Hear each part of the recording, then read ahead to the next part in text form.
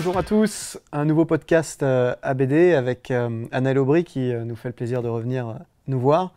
Donc Anaël qui est, si vous n'avez pas vu les autres épisodes, sport scientist, conseiller dans plusieurs équipes sportives et notamment dans le sport professionnel, mais aussi dans le sport amateur et dans le sport olympique. Il est un petit peu partout et du coup c'est un petit peu le thème de la discussion d'aujourd'hui. On va se poser des questions sur les systèmes de performance. Alors, les systèmes de performance, évidemment, français et internationaux dans le sport amateur versus le sport professionnel. Ok. Voilà, Vaste débat. Vaste débat, d'autant plus intéressant qu'on a l'ambition de faire des beaux jeux chez nous en 2024. C'est demain. C'est demain. Et la question qu'on peut se poser, c'est est-ce qu'on est armé pour ça? Alors on parle la France ou on parle suivant les projets? Ah ben, je pense qu'il faut raisonner à l'échelle de l'olympisme, à l'échelle du sport amateur. Est-ce qu'on peut se dire que, bon, ça inclut un peu le sport pro aussi, hein, bien sûr, mais peu, les Jeux olympiques. Est-ce qu'aujourd'hui, tu constates des grosses différences entre ce que tu as pu vivre à l'INSEP, par exemple, est-ce que tu vis aujourd'hui au quotidien dans une équipe professionnelle cycliste? Alors, déjà, pour aller encore régulièrement à l'INSEP dans des fédérations, moi personnellement, j'ai vu assez peu de changements à partir du moment où on a eu les Jeux et quand on est maintenant. En tout cas, pas à l'échelle de ce qu'on a pu connaître chez les Britanniques, alors toi de l'intérieur et moi de l'extérieur. Donc juste pour recadrer, derniers Jeux olympiques, la France, 7e nation, donc une performance relativement moyenne, on est loin derrière les Allemands et surtout les Britanniques, mais aussi on est talonné dans le peloton qui va nous poser des problèmes, c'est-à-dire qu'on se concentre sur les équipes à battre, mais en fait derrière il y en a d'autres qui se concentrent sur nous, hein. Je pense au Japon évidemment, qui se prépare bien pour 2020. Qui se prépare bien et c'est pas d'hier. Je pense à la Corée, je pense même à l'Italie. Voilà, des nations qui sont vraiment en concurrence avec nous, il y en a quelques-unes. Et c'est pour ça que je te faisais un double message, c'est qu'il y a ce qui est mis comme moyen en haut, donc financier, humain, matériel, etc. Et donc finalement des évolutions vis-à-vis du passé. Parce que si on ne fait pas évoluer les choses, sauf si on tombe sur des générations monstrueuses, on ne fera pas mieux. Voilà, on fera peut-être un petit peu mieux parce que c'est à la maison, mais enfin, en chemin, il y a quand même Tokyo. Voilà, en chemin, il y a Tokyo. Dans 2 ans. Et c'est pour ça que je te donnais le double message, c'est qu'à l'inverse, tu parlais de ce que j'ai pu faire dans le sport amateur. Donc je vais parler avec les équipes avec lesquelles je suis encore, pas celle de Rio.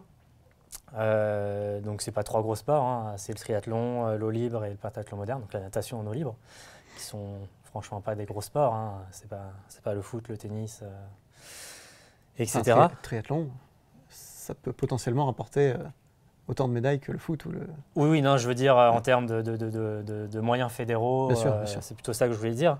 Et puis c'est des sports que, mine de rien, dans le grand public, on connaît assez peu. C'est ça que je voulais dire aussi. Moins suivi en tout cas. Par contre, ces dernières années, c'est 3 sports où on est meilleure nation mondiale. Pourtant, en termes de budget... On n'en a pas assez parlé d'ailleurs pour le triathlon. Voilà, donc et l'eau libre et le pentathlon encore plus. Enfin, encore plus, non, tout autant. Donc oui, typiquement, le triathlon, l'eau libre, le pentathlon sont meilleures nations mondiales. C'est pas grâce à moi. C'est surtout grâce au fait que la première chose, c'est qu'il y ait des vrais chefs. Donc ça ne veut pas dire des chefs dictateurs, hein, ça veut dire des chefs qui sont à fond dans le projet et qui drivent la chose. Qui prennent des décisions et qui fixent un plan de route. Qui fixent un plan, qui vont beaucoup déléguer. Donc moi, typiquement, ce que je fais, qui est un petit peu scientifique sur la gestion de la fatigue, la nutrition, etc., le chef va être au courant des dossiers, hein. Je vais lui faire valider. Il ne peut pas tout regarder dans les détails, mais par contre, il va le valider, il va l'expliquer également aux athlètes, aux entraîneurs, aux autres membres du staff. Donc il est partie prenante de la chose. Par contre, il peut pas tout gérer au quotidien. Par contre, il drive vraiment. Et ce qui fait que déjà, quand moi, dans une position qui est assez particulière de scientifique, alors là maintenant je suis dans des équipes où on est en pleine confiance, hein, mais au départ, Quand tu amènes un scientifique sur le terrain, il faut faire ses preuves, se faire accepter avant de pouvoir vraiment avancer. Et donc déjà qu'il y ait un chef qui croit et qui défend la chose, dans ma position, ça aide beaucoup. Bien sûr. C'est un facteur de performance. C'est un facteur de perf parmi tous les autres et qui, en l'occurrence, à mes yeux, arrivera bien après ce qu'il fait au quotidien. Donc dans l'entraînement, dans la vie de tous les jours, dans ce qui se fait en dehors de l'entraînement, dans les moyens qui sont mis aux athlètes pour bien s'entraîner, être bien entouré, etc. Et donc typiquement, quand tu disais ça, tu en connais certains. Hein. Le triathlon, ça te parle parce que de mémoire, le DTN actuel, était ton collègue de promo, hein, si je ne dis pas de bêtises. C'est ça, exactement. Benjamin Maz. Donc qui a pris la suite de Franck Bignet, qui avait déjà bien préparé le terrain pendant 2 Olympiades. Voilà, qui est souvent une fédé assez montrée en modèle, alors qu'avec peu de moyens et pas tant de sportifs que ça, hein, il y en a, mais pas non plus des millions. Et puis avec une grosse opposition mondiale. Voilà, on n'est pas une terre de triathlon, hein. On n'est pas l'Australie, on n'est pas les Britanniques. Et pourtant, là, on les embête bien en ce moment, dans toutes les catégories, hein, des jeunes jusqu'aux grands. Et donc, derrière, il y a un vrai projet. Et le projet, c'est on veut être champion olympique. Qu'est-ce qu'il faut pour être champion olympique? Donc, par contre, et c'est en ça que je te disais que j'ai un petit peu un double discours, c'est que alors, plus ils auront de médailles, plus ils auront de moyens vis-à-vis d'autres fédés. Parce que la répartition se fait aussi comme ça, hein, un contrat d'objectif, tu connais bien ça dans les fédérations dans lesquelles tu as été. Par contre, on reste très très loin. Tu parlais des Italiens, en eau libre, les Italiens, ils ont 10 fois notre budget. L'année où au championnat du monde, en 7 courses, on prend 4 titres de médaille d'argent. Donc on se loupe juste sur une course, mais une course où il y avait peu de chances qu'on fasse une médaille. Mais bon, on met quand même 2 finalistes. Et pourtant, les Italiens, ils sont bien emmerdés qu'on soit devant eux. On a quand même des cadres d'État. Même si le budget est un petit peu plus faible au total, on a quand même jusqu'à ce que ça change, parce qu'en plus, les messages qu'on entend émaner du ministère en ce moment, c'est plutôt que les cadres d'État auraient une durée de vie limitée. Il n'y a peut-être même pas jusqu'aux Jeux de Paris. Tant que ça dure, on a quand même cette dotation en hommes auprès des fédérations. Ouais, et typiquement, tu vois, tu connais bien le triathlon, c'est un bon exemple. Hein, c'est que, alors que c'est une petite fédé avec peu de moyens, Benjamin arrive à défendre auprès du ministère le travail de ses hommes, parce que ça marche.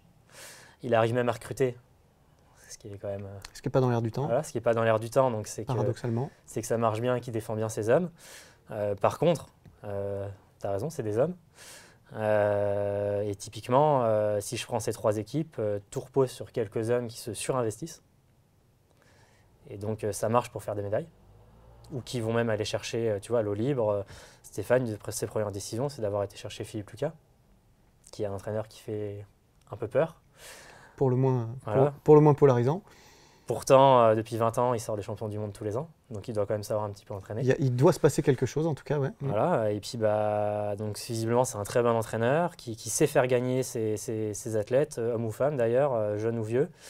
Il connaît le terrain, que ce soit physique ou psycho, hein, parce que c'est un très bon prépa mental, même s'il n'a pas l'étiquette. Hein. Je l'ai vu en compète. Pour trouver les choses avec ses athlètes, il est très fort.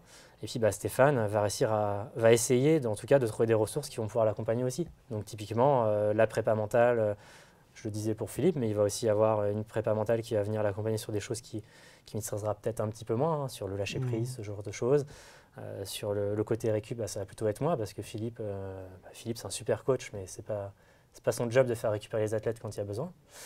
Sauf que si Philippe fait un super job, et qu'on arrive au championnat du monde où, si je te prends Aurélie Muller qui est un petit peu notre leader, Aurélie, le premier jour, elle fait championne du monde du 10 bornes.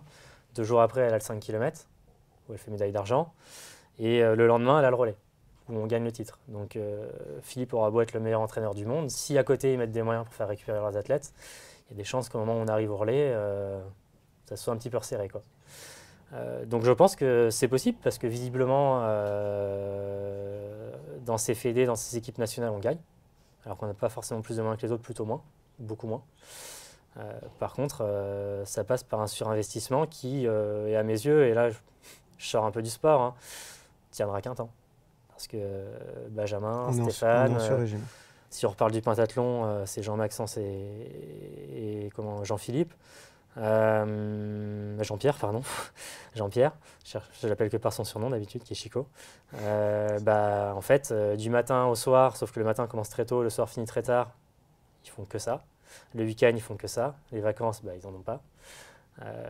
Donc ça fait des médailles. Mais Par effectivement, contre, on peut faire 2 Olympiades, voilà. 3 éventuellement. Et au bout du 2e divorce. C'est ça, hein, c'est ce qui se passe d'ailleurs souvent. Mm. Pour beaucoup d'entre eux, c'est souvent un des premiers déclics, c'est le divorce. Donc après, il ne faut pas s'étonner parfois. Deuxième déclic, c'est quand ta fille ne te reconnaît pas à 14 ans. C'est ça. Donc il ne faut pas s'étonner que soit certains partent à l'étranger, soit à un moment donné qu'ils ont envie de lâcher du lest et que. Bien sûr. Tu disais son cadre d'État, le bon côté c'est que tu es fonctionnaire. Et le mauvais, c'est qu'ils sont payés au lance-pierre pour leur engagement. Donc à un moment donné, quand la cocotte minute elle explose, tu peux, on peut critiquer parfois les fonctionnaires de se dire ils ont un travail à vie, etc. Tu peux aussi tomber sur ce petit côté un petit peu où les gens de l'extérieur vont se dire ouais, mais dans les fédés, les mecs sont fonctionnaires. Là, ils sont fonctionnaires, mais les mecs font 80 heures semaine toute l'année. Donc c'est visiblement, ils aiment leur métier, qui vont au-delà très clairement. du côté fonctionnaire, grand public, quoi. Bien sûr, il n'y a pas un fonctionnaire, ça c'est sûr.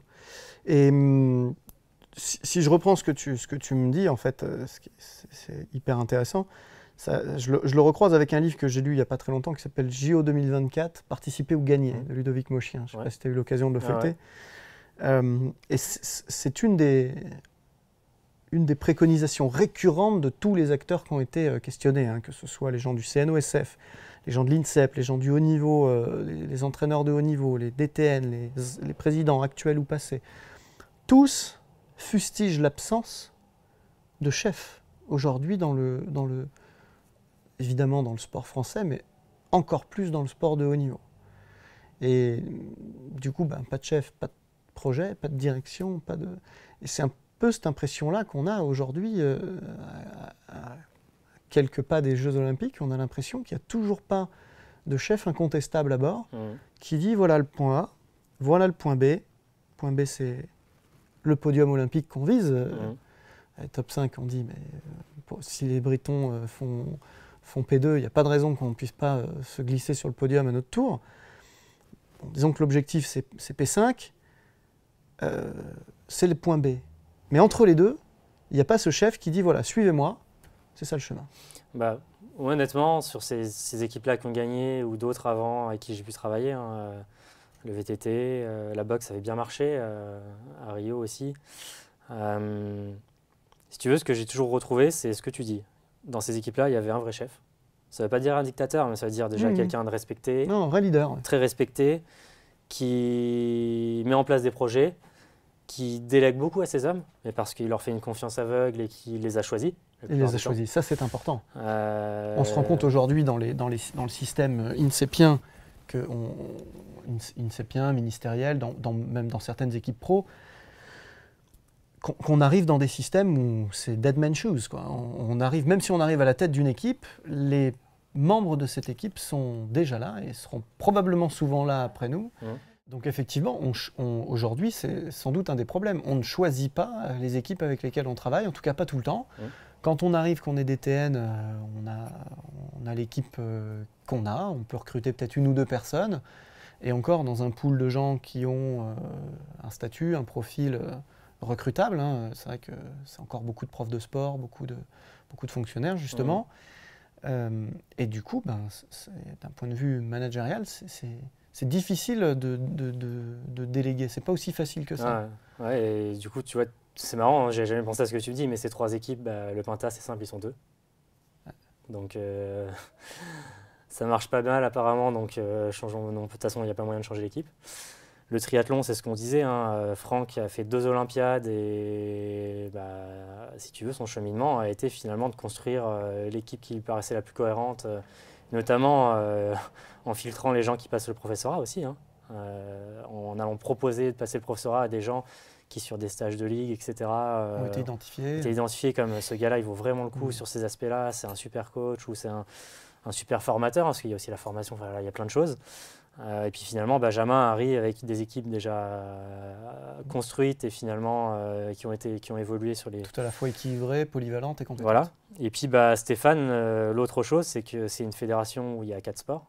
Donc le plongeon, la natation, course, la nat synchro et l'eau libre. Et donc finalement, l'avantage qu'il a eu, c'est qu'à la base, l'eau libre est un peu un des parents pauvres. Enfin, il y a plutôt trois petits sports et un gros sport en natation. Et donc il a pu aussi choisir ses équipes. Ouais, c'est vrai que paradoxalement, on a souvent plus de marge de manœuvre dans les sports plus confidentiels qui sont justement un peu laissés parce que en fait, tout le monde au sein de la Fédé des fois s'en fout un petit peu de certains sports. Et il y a un petit peu plus de marge justement de recrutement. Donc, je pense que tu vois, il y a ça, il y a le vrai chef, il y a les équipes. Et je pense que le point suivant qui devient le plus important pour que ça marche, c'est que les gens se parlent. Donc ça veut dire que, ok, moi je fais de la science, ce qui peut faire peur sur le papier.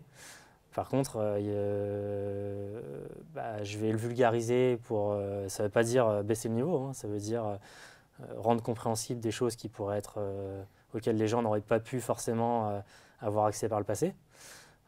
Et ce qui va faire que ce dont on parlait sur le précédent module, les précédents modules, même sur la récup ou la fatigue, et derrière, ayant expliqué c'était quoi un bain froid, ayant expliqué ce qui se passe quand ils sont trop fatigués, et quand à l'entraînement, je vais appeler le coach Patrick par exemple, et lui dire Patrick, je pense qu'Aurélie est peut-être un peu trop fatiguée parce que, déjà il va comprendre, puis on va en discuter, ça va pas prendre beaucoup de temps, hein, parce que maintenant on se connaît très bien et qu'on discute tous les jours. Et puis derrière, ok Anaël, je te fais confiance, on fait quoi, on fait comment, moi je pense que, toi tu penses quoi, et feu et on y va. Sauf que si chacun avance de son côté, c'est compliqué. Bien sûr. Du coup, je fais un peu le parallèle, il y aurait plein d'autres choses à dire évidemment, mais on peut continuer à réfléchir sur cet aspect managérial des choses finalement. Moi, j'ai jamais travaillé dans des grosses structures de haut niveau, quand je suis dans des sports de haut niveau, professionnels, j'entends. Quand je suis dans les sports professionnels de haut niveau, c'est le golf ou le sport auto, donc on est dans des microstructures. Là, le chef, c'est évident. En général, c'est le joueur ou le pilote, éventuellement le manager. Et du coup, c'est pareil. On se retrouve avec quelqu'un qui va choisir minutieusement les membres de l'équipe qui vont constituer le staff du joueur ou du pilote. Et la relation est complètement différente. Là, le projet, il est très très clair. D'un seul coup, tout est posé. On rend compte. On se retrouve à systématiquement produire du document et au moins des zones d'échange et de discussion sur ce qui se passe et ce qu'on compte faire et comment on compte le faire, ce qui est complètement dilué, j'ai l'impression, en sport amateur. Qu'est-ce que tu vis, toi, au vélo ? Alors, déjà, j'allais juste rebondir très rapidement sur ce que tu disais, c'est que ces 3 sports fédéraux, c'est des sports qui gagnent à l'international. Par contre, ce qui est flagrant, c'est que ceux qui arrivent à gagner, ce sont ceux vers qui, alors soit naturellement, soit le chef les y aura amenés ou leur coach, etc., seront ceux qui seront devenus maîtres de leur projet. Donc on a beau être peu et surtravailler, finalement on devient des accompagnateurs. Et pas simplement tu fais ça, tu n'as pas le choix.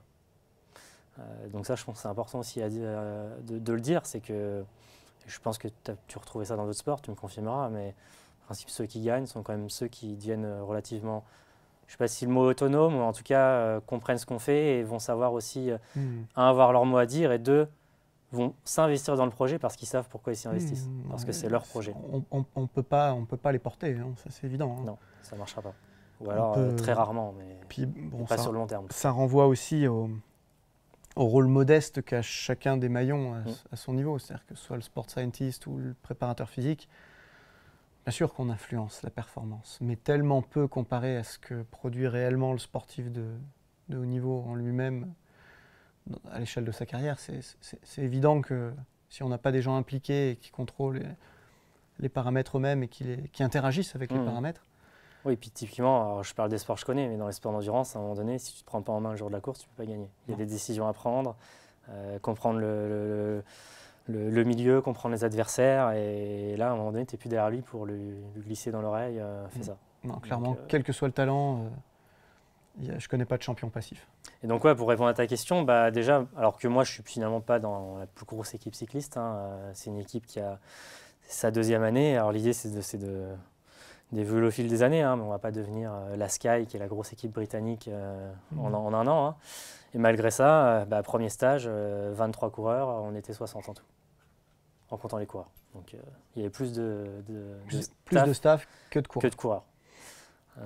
Donc ça, c'est quelque chose qui est complètement nouveau pour moi. Donc ça fait beaucoup plus d'interlocuteurs que le simple coach, kiné, parfois docteur et chef d'équipe. Tu as en tête les chiffres, je reviens juste sur l'INSEP pour faire un tout petit parallèle. En prenant simplement le département des sciences du sport, tu te rappelles combien il y a de chercheurs à l'INSEP? Ça évolue régulièrement entre les thésards, les non-thésards, mais oui, on est autour de la vingtaine en comptant les thésards, si je dis pas de bêtises. Donc la vingtaine en comptant les thésards, donc une dizaine de titulaires? Oui, on est à peu près à ça, suivant les périodes. On est environ à 10 ou 20 fois plus chez les Britanniques, c'est ça? Mes collègues qui sont en Grande-Bretagne, sur des petits sports, ils vont déjà être plusieurs sports scientistes à temps plein, sur le sport. Donc, par discipline. Tu vois, typiquement, c'est des gens que tu as bien connus. Émilie Thénault, qui est une amie commune. Émilie, elle s'occupait juste... elle était à la voile, mais elle s'occupait seulement de certains bateaux de la voile. Et si je ne dis pas de bêtises, à l'approche des Jeux, même d'un seul bateau. Quand moi, là, je t'en cite 3 en ce moment, mais il y en avait beaucoup plus pour Rio. Et je faisais aussi de la recherche, et je faisais aussi ma thèse, et je donnais aussi des cours. Donc, quand on est motivé, passionné, c'est bien. Mais forcément, on va moins loin et puis on se disperse. Un petit peu, bien sûr. Donc là, oui, typiquement, par exemple, l'équipe de vélo, déjà, même pour ça, je suis assisté. C'est que j'ai un coordinateur de la perf, où typiquement, lui va faire le lien entre moi, les directeurs sportifs, qui sont les gens dans la voiture, les athlètes, la direction, etc. Le docteur est spécialisé dans la micronutrition, donc la nutrition, je ne vais pas la faire tout seul. Les assistants s'occupent principalement de la récup sur le terrain, donc c'est pas moi qui vais aller mettre l'eau froide et aller au bain froid. Au début, je vais y aller, forcément, pour protocoliser ensemble. Tout est OK, je vais vous aider, voir les petits problèmes, mais ils font 150 jours de course par an, donc je ne serai pas là tout le temps. Les coachs sont là juste pour coacher et pas pour faire autre chose. Donc les gens sont, oui, beaucoup plus responsabilisés sur une mission. Et donc tu as raison, on se disperse beaucoup moins. Et typiquement, on en discutait, on a mangé ensemble juste avant. Là, en 2 mois, je pense que je suis pas loin d'avoir fait ce que j'ai fait en plusieurs années dans des équipes nationales, parce que tout va beaucoup plus vite, forcément. Et puis en fait, j'ai pas tellement le choix. C'est que par exemple, il y a des choses qui sont nouvelles pour moi, c'est les enjeux. Les Jeux Olympiques, on veut tous les gagner. Et on se donne à fond pour les gagner, mais on fait autant que possible. Sauf que là, l'enjeu, c'est que dans 1 mois et demi, on saura si on est sélectionné au Tour. Tout repose sur le Tour de France, en termes d'enjeux économiques et médiatiques. Donc forcément, le sponsor et manager essayent de mettre les moyens en conséquence comme ils peuvent. C'est pas parfait. Mais d'ailleurs, s'ils n'ont pas le Tour, ça peut être un sponsor qui dégage. Et un sponsor qui dégage, c'est 3 millions de moins. Et 3 millions de moins, c'est 35 personnes au chômage. La performance est prioritaire. Oui, clairement, là, tu vois, le message, c'est ASO, donc l'organisateur du Tour, a fait passer le message qu'on était 3 équipes pour 2 places. Alors comment dire, c'est pas très officiel, mais tout le monde le sait. Et forcément, on nous a bien fait redescendre qu'on a 1 mois et demi pour faire nos preuves, parce que dans 1 mois et demi, ça tombera, et si ça tombe pas, ça peut être compliqué. Donc du coup, il faut perfer, pas le choix. Parce que la perf, c'est sortir de sa zone de confort, finalement. Ouais, et pour les coureurs aussi, du coup. Parce que typiquement, si je reste sur mon petit truc, on protocolise des choses qu'ils ne faisaient pas forcément avant. Ça ne veut pas dire qu'ils ne faisaient pas bien, ça veut juste dire que par habitude, ils ont fait des choses plus ou moins bien et qu'on se dit, tiens, ça pour la perf, c'est pas mal, ça c'est pas mal. Donc on est obligé de les sortir de leur zone de confort. Et puis même au quotidien, parce que les réseaux sociaux, maintenant, c'est tout ce qui se passe à côté. En plus, le vélo, ce qui est sympa, c'est que les 30-40 équipes pro, on est sur 100 km de distance sur la côte est de l'Espagne en stage. Donc on sait tout ce qui se fait. Donc à l'entraînement notamment. Donc les mecs d'eux-mêmes, le matin, ils vont se lever pour se la coller parce qu'ils savent que sinon il n'y a pas le Tour. Et s'il n'y a pas le Tour, même eux ne seront pas contents, sans même parler d'enjeu. Ok, bon, merci. Évidemment, il y a beaucoup d'autres choses à discuter. On aura plein d'autres occasions dans d'autres épisodes podcast. Si on essaye de retenir quelques petites notions là, de cet échange hyper intéressant en vue des Jeux, il faut qu'on professionnalise la démarche au moins du sport olympique français, qu'on arrive à avoir un vrai management, un vrai leader, un vrai chef, quelqu'un qui prend des décisions et qui fixe un cap. Merci Anaël. Merci, vous pouvez suivre Anaël sur sur les réseaux sociaux, il publie beaucoup. Il a aussi sa chronique sur lepapeinfo.fr.org. J'aurais dit .com, mais j'ai un doute. Mais .com. le plus simple, c'est dès qu'il y a un nouvel article, je le balance sur mes réseaux. Voilà, n'hésitez pas à suivre.